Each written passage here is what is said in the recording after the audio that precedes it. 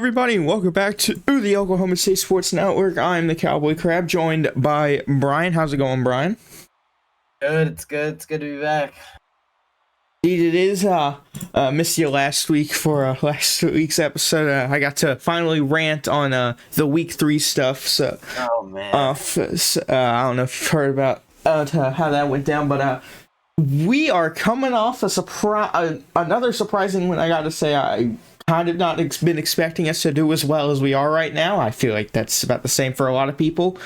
And now we come into the biggest game of the season, as always.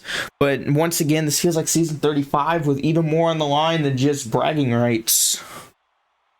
I'm excited. I'm pretty sure tonight's for the division. Yeah, tonight is for the division. Both teams, both us and the Vikings, are 4-1. The Bruisers do not have the tiebreaker over the Vikings. They lost to them, and we did not play the Bruisers this season. So therefore, the only way they could have won is if we lost last week and then we won tonight.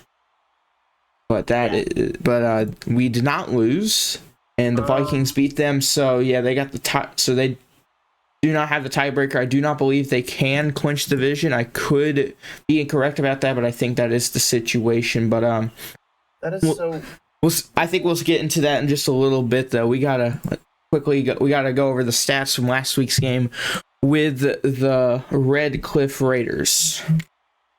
All right. So we'll start with the Twisters. Gaelics 18 for 26, 527 passing yards, a 69.2 completion percentage, 5 touchdowns, an interception, and a rushing touchdown. That is not a bad stat line whatsoever for a guy who's in his second start of the season after coming in last week. No, honestly, look, I'm gonna keep it real. Yeah, because that's just like That's kind of how we are. Yeah, I didn't know if Gallic was going to be the best option. When I saw what we did, which it was weird. I don't know if you touched on this last week, but I don't know if they know the inside scoop, but pretty much the dilemma was within that week 3 game against the Toros, and I'm just really confused because I thought it was either we keep Bailey or we keep Sammy, but instead we just blow up everything. I pointed out last week the only player that's not Parker, because Parker's the franchise owner, the only player not remaining from our starting core to now is Gimme. Yeah. Everybody else gone. Which is shocking because I didn't even see that many trades in the tab, so I thought it was just like a couple little moves. No, the other players like Hoob and I believe JJ Vick, they asked for releases that were granted. I know who was. I can't remember if JJ Vick was granted a release or not. He might have been traded. It was a nightmare, here to say the least.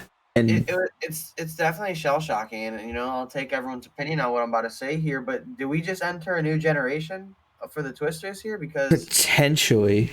Because if you think about it, it's either been Sammy's always been on the team, or it's always been Bailey, and now both are gone. Both, in fact, are in the East. Yeah. But no. Back on topic. Gallic had a pretty. It's a night that you can't complain about. I know that the score is not going to depict this game. We were blowing them out. I did see that. Yeah. Then they came back and made it close, actually. But you know what? Hey, this is the type of game you wanted going into this big rivalry game. So not much to complain about. Well, he also had Parker go 3 for 9, 119 passing yards, a 33.3 completion percentage, and a touchdown. Not a lot to talk about there, but we'll get to the receiving core. Or here's a name that I didn't expect to see back. Honestly, Joski back in the back receiving. I guess I don't think he hasn't been on the team in a little bit. The last time I remember seeing his name, but back again. He got 3 receptions, 147 receiving yards, and a touchdown. God, that's a bunch of letters. I have no idea how to pronounce that. I'm not even going to try and pronounce that. But he got 4 receptions, 131 receiving yards, and a touchdown. On Gimme, looking like our new number 1 guy now. 4 receptions, 158 receiving yards, 2 touchdowns. Dylan, 4 receptions for 24 yards. Honda Civic, 4 receptions, 118 yards, and 2 touchdowns. And Gun Devil, 2 receptions for 68 yards. So it feels like Gimme, yeah, remaining from that core, is really stepping up into the number one receiver. And I actually have a quote from him from after everything went the way it did. Let me just pull it up real quick. Like, he told me he's still here and he wants to bring in glory to OKC. And right now, it seems it looks like he's a man of his word. He is doing that exactly, and I'll give Gimme some props on that. Yeah, 100%. And before we move on, I mean, I just want to add this. I mean, shockingly, I mean, usually we know how these fall off. I mean, we pretty much lost the whole team and are building a new one here throughout this whole season. I mean, again, I said it, and I guess on the last episode I was here, I probably shouldn't have got too ahead of myself. But indeed, multiple things cannot go right for this team, which one day maybe that'll change. But I will say, I mean, for a plus, I mean, this is exactly the type of stuff that we were crediting the old guys for. I mean, this is like amazing and truly getting the ball around. Yeah, I mean, all the receivers have over 100 yards. The tight ends, they didn't have a lot of yards, but they had more than one reception. Everyone got a touch. Yeah, I mean, you can't complain about that. Seriously, you can't. No, at center, agaisnt, I think is how you say the name. He had 11 out of his 11 drives. He only let up a sack. And then on defense, not as many people as I'm used to seeing on here, but some decent numbers. More than you get last season. Yeah, I'd say that. Galaxy got 2 interceptions, so that's something I'm not expecting to see from a quarterback, especially playing a linebacker with 2 picks. That's a great day. Agaisnt got a sack, and then Honda Civic gets a sack and a pick. So, I mean, this is actually not a bad game, and probably almost the best game you can have heading into tonight's game. But then we'll just quickly go over the Raiders stats here. Javon, I think I might have butchered his name there. I honestly don't know, though. He's 25 for 37, 544 for passing yards, a completion percentage of 67.6, 7 touchdowns, and 3 interceptions. At the receiving core, Miss Drew, he had 5 receptions for 102 yards and a touch. 102. I said 102 and a touchdown. On Kill for L, I had 3 receptions, 84 receiving yards, and 2 touchdowns. Zayd had 7 receptions, 113 receiving yards, and 4 touchdowns. October 24th had 2 receptions for 34 yards. Waffle Boy had 3 receptions for 54 receiving yards, and Hideo 5 receptions, 157 yards, and no touchdowns. Yeah. Really interesting, the fact that the guy that got the most receiving yards didn't get a touchdown. Yeah, so I mean, honestly, I just looked at the record. I haven't been as in the loop, if I'm being honest, this season. But I just this team I feel like is not like the record isn't living up to par with how I'd expect their team to do, I guess is what I'm trying to say. Like, I think this is a solid team, and I think this is a team that could cause some upsets. I mean, at least what's currently updated right now, they've still done enough to keep them in the wild card. I mean, you can't hate this roster. I mean, this again, Premier getting the ball around. Yeah, their only losses their 3 losses being to the Spartans, who are a tough team. They lost a 3-point game to the Bolts, which could have gone either way, and then they lost to us last week. Their only wins also being close to the Warriors and Sunbirds, not exactly high caliber teams. So really, I don't know about the Raiders. I'll talk about them more in the next episode of the rundown when we do playoff previews. But at center, he had Sanderlings. He had out of his 12 drives, let up 2 sacks. And then on defense for the Raiders, Sanderlings got a sack and Miss Drew with an interception. Yeah, I mean, so, I mean, at least from our standpoint, the interception you definitely want to have back. And I mean, you can't really say this was lockdown. I think I was right with my prediction last week. The Raiders were going to come in and they were going to fight, but I just felt like we were going to win, but that it was going to be close, and I was pretty on point with that. I'm going to say it like this, right? I think truly that, Gallic in this game, he had it wherever he wanted. I mean, if he wanted to run it, he got it. If he wanted to throw it, he had it. I mean, he has a rushing touchdown. He has 5 touchdowns. I mean, at least in OFL's eyes, a very, very solid dual threat. And, if I just think, they got to tighten up their defense a little bit because, again, the score is not going to project it. Well, maybe a little bit. It's going to seem like it was an offensive shootout, but Kind of if was based off those stats. yeah, if we're being real here, the interception probably shouldn't be on the board. You want to hold that if you're Gallic, but other than that, you can't argue it too much. It's an all right showing. It's not horrible. Yeah. We also got to talk about the big game here tonight, live here in Oklahoma City at 10 o'clock. I don't know why they're doing it on 10 o'clock on a Wednesday, but they are. The Red River Rivalry brought to you by NARA. It is the 4-1 Bluesteel City Vikings versus the 4-1 Oklahoma City Twisters. In another Twisters versus Vikings game. This one, just like season 35, will be for the division, not for the number 1 seed this time. I'm as the Corinth Spartans undefeated right now, and arguably could go undefeated on the season depending on how their game goes with the Snowhawks, which that is going to be a must-watch game. Just as a side note, Brian, that's going to be a fun game. Just as a football fan, that's got to be that's going to be fun. I just know it. 100%, and that's Spartans and Snowhawks. This isn't their first battle. No. I feel like this is one of the older ones, rather, if you will. It's gonna be a fun one. There's no other way to describe it. I'm not gonna overtalk it because I think it is what it is. Both teams are undefeated, and both teams, at least throughout the season, have won willingly. At least in a couple of showings otherwise, but I think it's gonna be a blast. Yeah, well, we got to talk about tonight's matchup with the Vikings. Of course, the Vikings, honestly, they really haven't been doing what I expected them to do when we blew up the core. Like last season, where it was GFX after GFX of just going after us. I honestly kind of thought they were going to be doing that. But surprisingly, they didn't. And that threw me off. I thought they were definitely going to post something about like smoking that Twisters pack or something. That definitely seems like something they would have done with this rivalry we have with the Bluesteel City Vikings. But 100%. I think they're more focused on the fact that they still have not won. They still have not beaten us yet.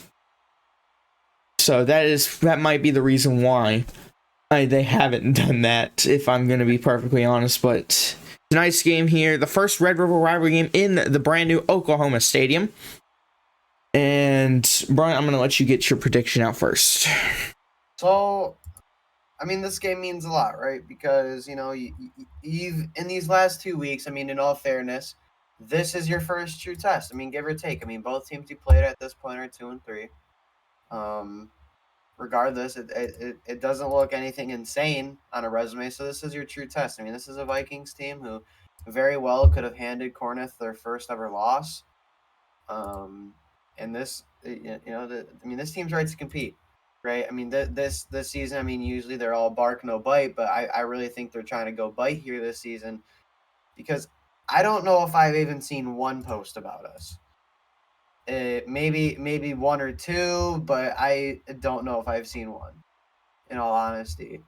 And I really just think they're ready this year to try to take it from us. But, obviously, if you think I'm gonna pick the Vikings here, you're just out of your mind. I want to preface it like this though, because I do give credit where credit's due. I do think this is the season where the odds are the most stacked up against us. But I will say it like this. I think that's what the motto of this season is at this point, ever since that Toros loss. It's how the chips are going to stack up against us. It's how we're going to go about this pressure. I honestly don't think this team's that bad under pressure, if I'm honest. So I'm going to take OKC here. I'm going to take the home Twisters. Give me 38-35 Twisters in a close one. Twisters are going to keep the streak here, which, someone can fact check. I'm not sure how many unbeaten streaks are left in the league with rivalries, but I think we're gonna keep it here, and I think it's gonna stay that way. I went ahead and let you do that because I've got something completely different. This season has just once again not been the way the season for the Twisters, and another other streak we had going ended the season. Our streak against the Toros. The only active streak we got going right now against an actual rival is the Aztecs, and the Aztecs are crumbling on themselves right now, as they usually do, it seems. And there's just something telling me that the Vikings are looking to do the same. We will put up the best fight we can, but I just can't shake the fact that this is a different looking team from week 1 heading into week 6. And most people would definitely say this is not the strongest Twisters team that it should be. And I feel like the Vikings are probably gonna pounce while they got the chance and finally win a Red River rivalry game. It's gonna be close, but I have the Vikings by 3. I honestly, like, I just can't hate that pick. I mean, obviously, can anyone hate that pick? Like, I can't act shocked, right? Because you went from having a top tier quarterback, top tier wide receiver, a top tier receiver QB combo, and some other great receivers to where you currently are right now.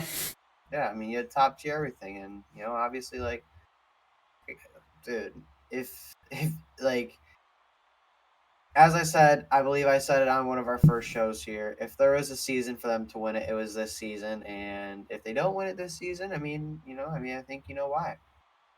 We just couldn't get out of our own way, and that's always been the Twister way. If we're being honest here, it's never been. We've always been skillful. We've always had, give or take last season, but last season was the same story. Last season it was probably. But you also had to take in consideration the Vikings were not in their current form last season. Right. Which was your perfect time to strike. You probably had what could have been a top 10, top 5 QB who was your backup, and you were going to have Bailey play a whole other different position. What could have been that team? It could have been the greatest roster of all time, and I meant it when I said it. There was no blemish on that roster, but we found a way to mess it up. That's ourselves. By internally blowing everything up.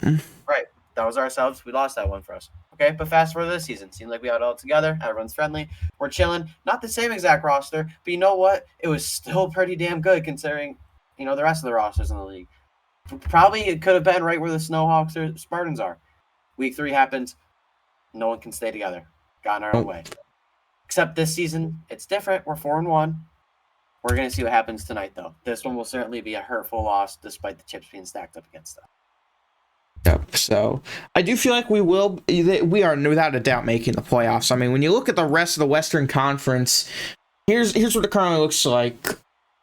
Outside of the division leaders, you got the Bruisers at 4-1, Jackrabbits 4-1, Twisters at 4-1. So we're without a doubt making the playoffs. And then when you get to the play-in teams, rough. Toros 2-3, Rattlers 2-3, Ducks 2-3, Raiders 2-3, Bucks 1-4.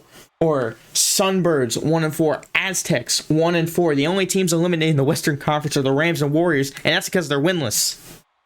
And I'm pretty sure the Bucks are also eliminated, but the fact they got a win might actually put them back in contention for a play-in game. Because when you get past the 6th seed in the Western Conference, it is weak.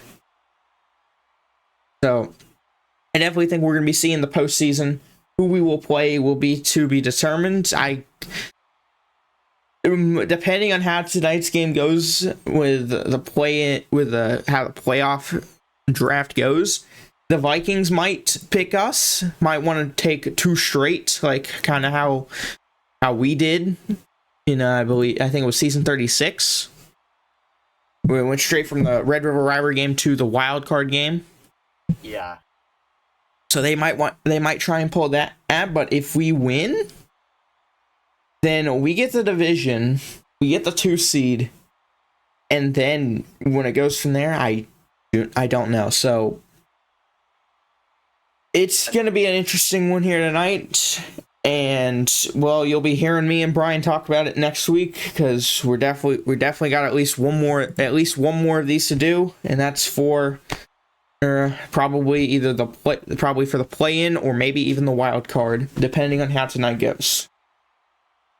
I will say one thing. I mean, you can't hate the Vikings pick, so no hate to Crab because something else I just remembered, which it's a little weird, but it just adds another chip stacked up against us. I don't think Parker will be at this game. I was told he is out of town. I don't know if he's back in town, but I know he was out of town a couple days ago. Told me he'd be out of town the whole week. Maybe things changed, but it just seems. I'm still going with the Twisters here, but it just almost seems like it's all signs pointing to the Vikings here tonight. But I'm still gonna route the Twisters. But I just want to let that be known. All right, well, I've got no other closing comments. Brian, you got anything else short for us here? No, sir. No, sir. All right, well, that is where we'll wrap it up here for you folks representing the Oklahoma City Sports Network. I am the Cowboy Crab. And possibly for the last time being undefeated in the rivalry, it's Brian. The analyst for the Oklahoma City Sports Network saying so long, everybody.